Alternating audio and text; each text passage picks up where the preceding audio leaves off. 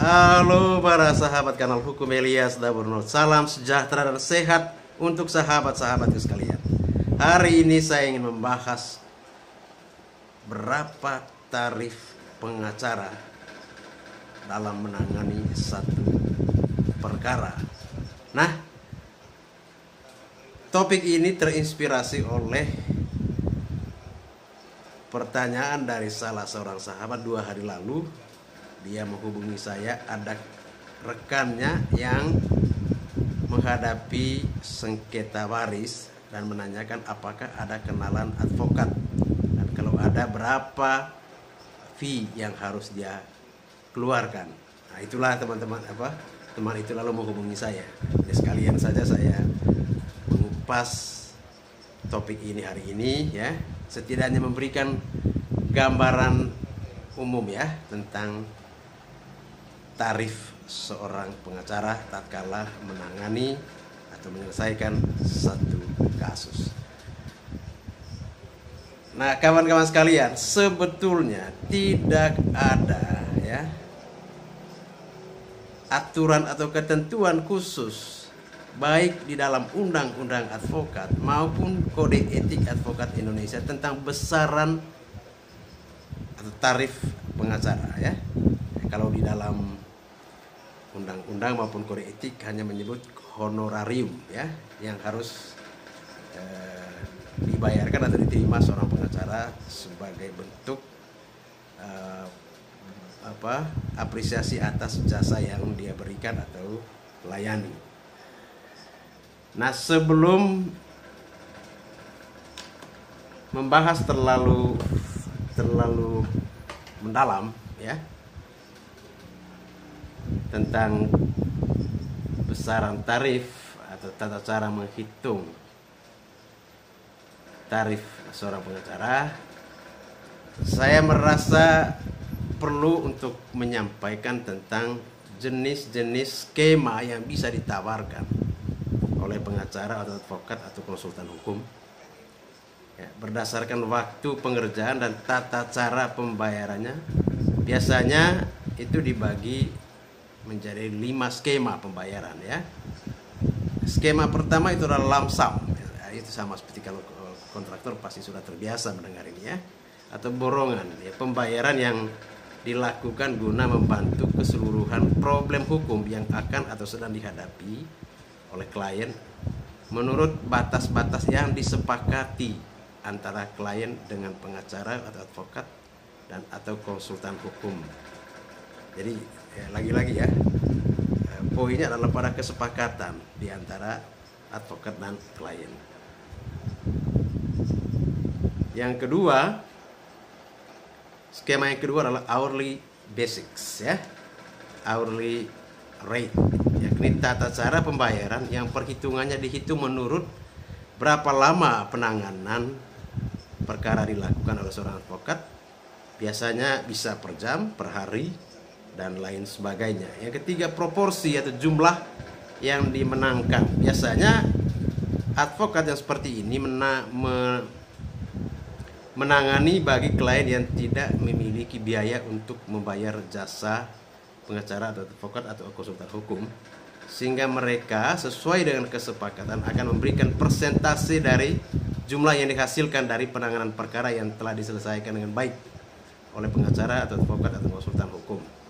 Nah, selain itu, biasanya jenis pembayaran jenis ini dilakukan oleh sebagian kecil pengacara atau advokat atau konsultan hukum, karena mau tidak mau dalam penanganannya ia harus membiayai sendiri segala bentuk operasional yang dikeluarkannya. Skema yang keempat adalah klien tetap atau retainer. Nah, mekanisme ini biasanya atau banyak digunakan oleh perusahaan-perusahaan di mana dalam penggunaan jasa hukum menggunakan sistem pembayaran secara berkala, biasanya dalam jangka waktu 1 tahun atau lebih, yang dalam hal ini perusahaan mendapatkan advice maupun masukan berkaitan dengan kebijakan-kebijakan yang akan atau telah diambil berkaitan dengan perspektif hukum yang akan ditimbulkannya. Namun tidak jarang kantor pengacara atau advokat atau konsultan hukum hanya memberikan jasa advice. untuk penanganan di lapangan biasanya memberikan tarif di luar jasa retainer yang telah dibayarkan, meskipun harganya tentu jauh lebih murah dari mereka yang tidak menggunakan jasa retainer. Namun ada pula yang include ya, yang termasuk ya menggunakan jasa retainer, tidak hanya terbatas pada advice atau masukan atau nasihat hukum, akan tetapi termasuk juga pada penanganan problem di lapangan. Tentu yang seperti ini jumlah nominal kontraknya lebih tinggi atau lebih mahal dari retainer biasa ya. Nah, skema yang kelima, LBH, Lembaga Bantuan Hukum. Biasanya LBH memberikan bantuan secara cuma-cuma tentunya bagi mereka yang memiliki perekonomian di bawah rata-rata dengan berbagai persyaratan yang harus dipenuhi. Biasanya salah satu persyaratan yang harus dipenuhi adalah surat keterangan tidak mampu dari kelurahan atau kepala desa atau kecamatan. LBH dalam melakukan pembelaan sebagian besar tidak berdiri sendiri, tidak jarang dalam menjalankan organisasinya didukung atau mendapatkan bantuan baik dari pemerintah maupun lembaga-lembaga donor yang berhubungan dengan lembaga yang konsen dengan bantuan masyarakat yang masyarakat miskin atau tidak mampu.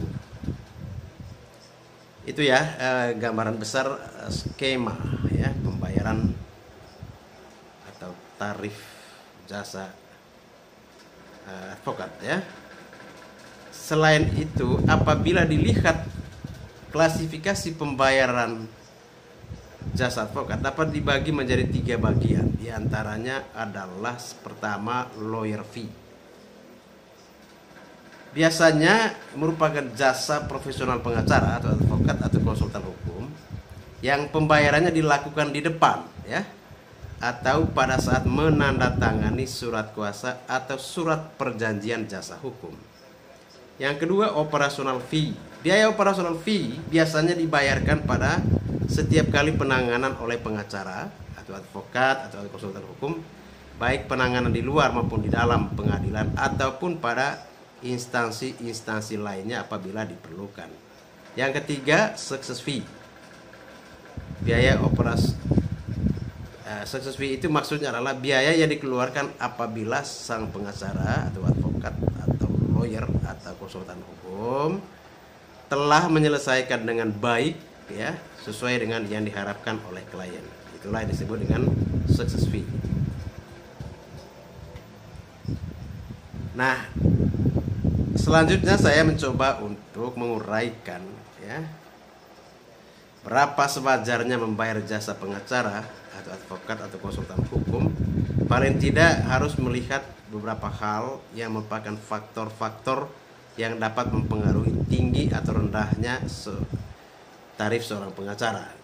Di antaranya adalah rating atau nama atau jam terbang pengacara. Jadi semua faktor-faktor yang mempengaruhi tinggi rendahnya tarif seorang pengacara ya. Di rating atau nama pengacara tentu merupakan hal yang sangat menentukan tarif seorang pengacara atau advokat atau konsultan hukum. Semakin seorang memiliki rating dan nama, maka semakin mahal pula tarif seorang pengacara. Biasanya harga berbanding lurus ya dengan rating dan nama seorang pengacara.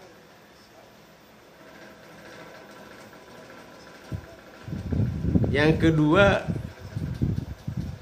faktor kerumitan perkara ya.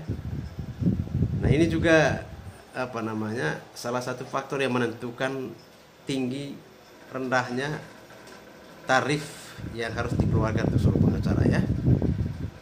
Nah, setiap kantor pengacara atau advokat atau konsultan hukum akan memasang tarif sesuai dengan kerumitan dan kebutuhan penanganan sebuah perkara. Semakin rumit dan membutuhkan penanganan yang ekstra, tentu akan berpengaruh terhadap tarif yang akan diberikan seorang pengacara ya. Kemudian faktor yang ketiga, kedudukan dan tempat tinggal pengacara ya. Tempat tinggal dan kedudukan pengacara atau advokat atau konsultan hukum menjadi salah satu pertimbangan mahal atau tidaknya tarif ya. Contoh, seorang pengacara berkedudukan di Jakarta ya, akan tetapi ia harus menyelesaikan perkara di daerah Indonesia Timur misalnya, maka tentu akan membutuhkan dana ekstra minimal untuk transportasi atau biaya operasional yang mengharuskan ia datang untuk menyelesaikan perkaranya di daerah Indonesia Timur itu misalnya ya. Selain itu, jarak juga berhubungan dengan tenaga yang harus dikeluarkan oleh pengacara, sehingga biasanya seorang pengacara akan memberikan tarif lebih apabila harus menangani masalah-masalah yang memiliki jarak cukup jauh dari kedudukan dan tempat tinggal pengacara atau advokat atau konsultan hukum yang bersangkutan. Kemudian faktor yang keempat, perekonomian klien. Ya, seorang pengacara tidak akan menafikan tingkat kemampuan perekonomian dari klien ya. Tidak sedikit juga seorang pengacara memberikan tarif di bawah rata-rata atau bahkan secara cuma-cuma hanya karena berkeinginan membantu menyelesaikan masalah yang dihadapi oleh seorang klien yang tidak mampu atau tingkat perekonomiannya di bawah rata-rata. Jadi tingkat perekonomian klien itu menjadi salah satu faktor pertimbangan ya. Tidak bisa pukul rata. Kalau seorang yang tingkat perekonomiannya tinggi tentu tidak sama ya tarif yang harus diminta atau ditawarkan dengan mereka yang tingkat perekonomiannya lebih rendah. Kemudian faktor yang kelima yang juga tidak kalah penting adalah spesialisasi pengacara ya. Jadi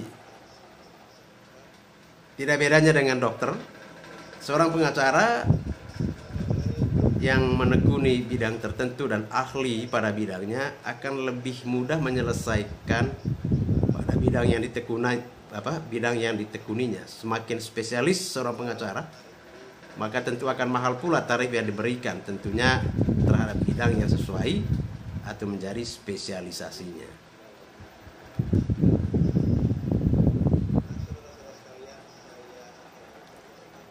Nah,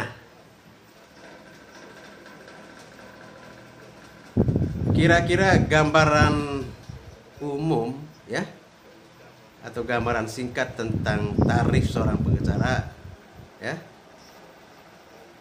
terjawab atau ada bayangan dari uraian atau penjelasan yang tadi saya sudah sampaikan, mulai dari skema ya, faktor-faktor yang menentukan tinggi atau rendahnya tarif seorang pengacara ya, kemudian jenis atau klasifikasi tarif yang harus